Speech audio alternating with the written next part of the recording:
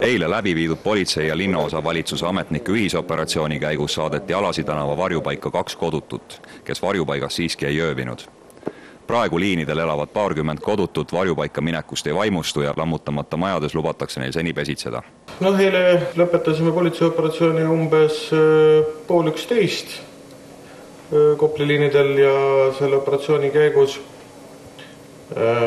tuvastasime lammutamisele minevates majades 15 seal ebaseaduslikult viibivat isikut. Nendest 2 siirdusid Alase tänaval olevasse varjupaika, 13 jäid edasi. Kahjuks ei ole ühtegi tulnud siiamaani. Kõik inimesi ei saa sundida ja ei saa teha nii, et nad kohe tulevad. Mis te arvate? Kuhu nad siis võisid minna või mis nad pidid tegema? Kui teie teinekord ei ööbi kodus, mida siis omavalitsus peaks ette võtma? Kopli liinidel algavad lammutustööd juba sel nädalal. Esmalt võetakse maha viimati inimohvritega põlenud 5. liini maja. Vastavalt sellele, kuidas lammutusprojektid valmivad, ning selles järjekorras me hakkame need hooned lammutama ja loomulikult lammutamise hetkel ei saa seal inimesi sees olla. Asemele on välja kuulutatud hoonestusõiguse konkurss, sellel on võitja Primus Kinnisvara.